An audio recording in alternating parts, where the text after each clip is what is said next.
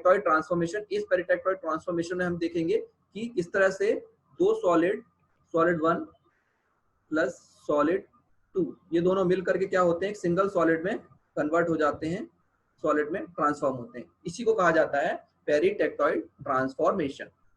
यहाँ पे सिमिलरली ऐसे डायग्राम बना हुआ है, यहाँ पे ई पॉइंट आपको जो दिख रहा है, यहाँ पे ई पी दिख रहा है, जो ये है ही है, कौन सा पॉइंट है, पेरिटेक्टोइड ट्रांसफॉर्मेशन पॉइंट। इस पेरिटेक्टोइड ट्रांसफॉर्मेशन पॉइंट पे ही क्या होता है, दो सॉलिड्स जो होते हैं वो एक सिंगल सॉलिड में ट्रांसफॉर्म हो जाते हैं।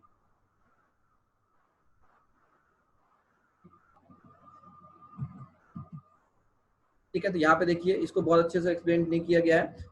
The peritectoid reaction is the transformation of the two solids into a third solid.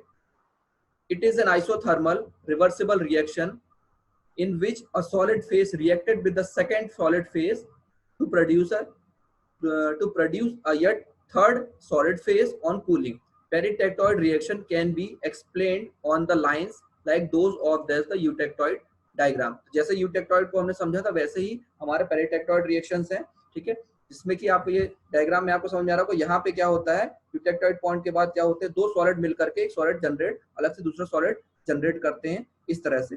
ये कहलाता है आपका पेरिटेक्टोइड ट्रांसफॉर्मेशन। यहाँ पे एल का मतलब होता है लिक्विड फेज, यहाँ पे ये लिक्विड फेज है, ठीक है। इसके नीचे जस्ट यहाँ पे लिक्विडस लाइन है, ठीक है। यहाँ पे ये सॉलिडस लाइन हो गई, सॉलिडस, ये हो गई सॉलिडस लाइन, ठीक है। इसी तरह से ये सारी लाइंस जनरेट होती हैं। अल्फा बीटा गामा क्या है, अल्फा बीटा गामा जो है हमारे सॉलिड सॉल्यूशन है। यहाँ पे अल्फा बीटा और गामा ये सॉलिड सॉल्यूशन यहाँ पे बनते हैं। अल्फा बीटा और ये गामा, ये तीन सॉलिड सॉल्यूशन बनते हैं। दो मेटल्स का बना हुआ, एक मेटल ये है ए और एक का मेटल ये है बी। यहाँ पे कॉम्पोजिशन 0 से स्टार्ट होकर के यहाँ पे 100 जाता है ए का, और बी का 0 से लेकर के यहाँ पे 100 जाता है। तो इस तरह से ये मूव करते हैं कंपोजिशन, जैसे कि अभी हम पहले प्रीवियसली देख चुके हैं डायग्राम्स में। ईपी पेरिटेक्टोइड पॉइंट, ये जो ईपी पॉइंट है पेरिटेक्टोइड पॉइंट है, और टीपी टेम्परेचर, इसी लाइन को अगर हम यहाँ पे हॉरिजॉन्टली ड्रॉ करते हैं तो टेम्परेचर एक्सिस पे जहाँ कट करेगी तो ये क्या कहलाएगा, आपका पेरिटेक्टोइड टेम्परेचर। बेसिकली यही है, ठीक है। यहाँ पे देखिए एक सॉलिड और दो सॉलिड जब मिक्स होकर के थर्ड सॉलिड को जनरेट करते हैं तो इस तरह के रिएक्शन को हम कहते हैं पेरिटेक्टोइड ट्रांसफॉर्मेशन, और इसको इस डायग्राम से आप समझ सकते हैं।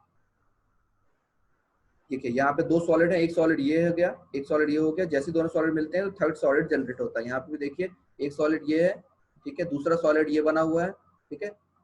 इन दोनों सॉलिड्स को मिक्सचर हो करके यहाँ पे ये थर्ड सॉलिड बीटा जनरेट होता है, ठीक है। इसी तरह के ट्रांसफॉर्मेशन को हम कहते हैं पेरिटेक्टोइड ट्रांसफॉर्मेशन। इसका एग्जांपल इसमें नहीं है।